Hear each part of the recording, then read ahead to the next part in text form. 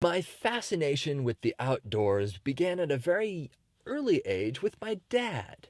He's a brilliant outdoorsman and he loves the outdoors. And I learned so much about like navigation and hanging a bear bag. You know, a lot of people don't really know how to do that. Thankfully, there's YouTube nowadays, and you're like, hey, how to hang a bear bag. But back then, you didn't have that. So I learned so much. And so at a very young age, we just go out backpacking. And it's so cool to get out into the outdoors because there are no distractions. It's just you and your dad, or if you're by yourself, it's just you and really just God.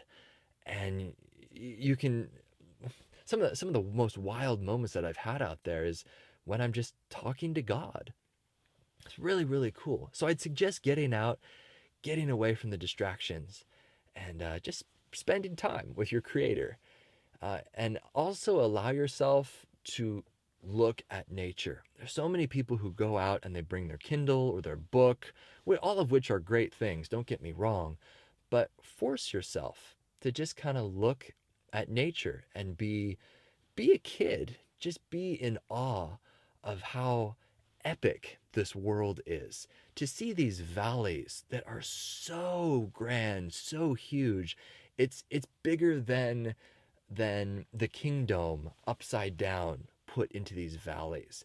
It's it almost looks as if Mount Rainier, which is behind these valleys, was taken out of these things like a mold and just plucked out upside down and then situated up like a mountain. Like these valleys are so deep and so cool. So get out and do that.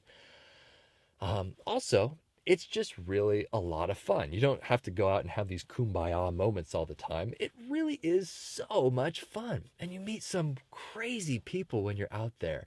There's a sense of camaraderie when you're out there and you see these other people. And for those of you who've been outdoors a lot, you know that you can just strike up a conversation with anybody, if in fact you want to, and you pass them on the trail. Hey, where are you coming from? And they're like, West Virginia. Like, whoa, you're hiking a long ways. And they're like, no, we flew here. We're just doing the Wonderland Trail. By the way, how do you like my accent? Good. Thank you very much. I'll be here all evening. Well, I'm very blessed to live in a place right at the foot of Mount Rainier where I don't have to fly from West Virginia to try to summit it or go on the Wonderland Trail around it and just experience a lot of fun.